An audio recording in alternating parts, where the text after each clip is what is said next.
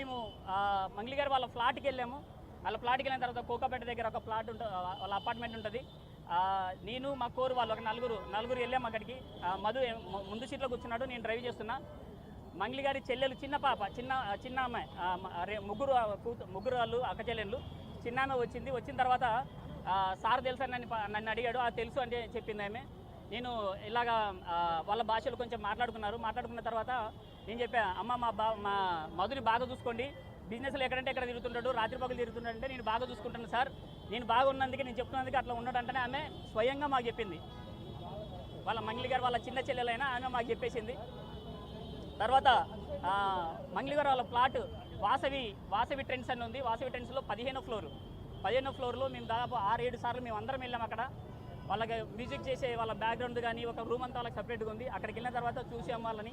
వీళ్ళు మంగ్లీ గారు ఎప్పుడైతే చెప్పారో ఆ భూమిది కానీ లేకుంటే ఇంకొకటి కానీ వాళ్ళ మధు ఎప్పుడైతే చెప్పాడో అప్పుడు ఇన్వెస్ట్మెంట్లు ఎక్కువ రావడం జరిగింది. ఇది జరిగింది. ఈ కేసులో డైరెక్ట్గా ఎప్పుడైనా మంగ్లీ గారు ఇన్వాల్వ్ అయ్యారా? లేదు, మాకు బ్యాక్ ఎండ్గా ఉంటూ వాళ్ళు చెప్పింది మేము వాళ్ళ ఇంటికి వెళ్ళాం. మేము మంగ్లీ గారు మీకు ఒక హామీ ఇవ్వడం కానీ మిమ్మల్ని మీరు అప్రోచ్ అవ్వడం కానీ ఇందులో డైరెక్ట్గా ఆమె ఇన్వాల్వ్మెంట్ ఎక్కడన్నా ఉందా? డైరెక్ట్గా అక్టోబర్ 2వ తారీఖు దసరా రోజు ఒద్దిపట్ల విలేజ్లో ఆ రోజు ఎంగేజ్మెంట్ ఉంది. ఆ ఎంగేజ్మెంట్కి వచ్చేస్తుంది, అప్పుడు కనపడుతుంది అంటే వాళ్ళు చెప్పడం. మంగ్లీ గారి వాళ్ళ తమ్ముడు శివ మాతో పాటు గట్టిగా నిలబడ్డాడు. శివకి ఇన్వాల్వ్ లేనప్పుడు ఇదే కేసుకు సంబంధించి సిసిఎస్ లోను ఏసీపీ లోను కేసు ఆల్రెడీ వేయడం జరిగింది, అందులో రన్ అవుతుంది కదా. అవును. సో మరి పంజాగుట్ట పోలీసులను ఆశ్రయించడానికి గల కారణం ఏంటి? అయితే ఇక్కడ పంజాబ్ సిసిఎస్ లోని తర్వాత ఏదైతే సిసిఎస్ లో కేసు ఉందో అది వీళ్ళేసింది కాదు. ఎవరైతే పంజాబ్ ఇప్పుడు సిసిఎస్ కేసు వీళ్ళేసింది కాదు. వీళ్ళ అకౌంట్లోకి కోట్ల రూపాయలు వచ్చినప్పుడు సిబిఐ సిఐడి వాళ్ళు దాన్ని ఫ్రీజ్ చేసి కేసు వేశారు. కేసు వేస్తే ఈ రమావత్ మధు అండ్ టీం ఎవరైతే ఉన్నారో వీళ్ళందరూ కూడా హైకోర్టు నుంచి బెయిల్ తెచ్చుకున్నారు. బెయిల్ తెచ్చుకొని అక్కడి నుంచి వచ్చారు.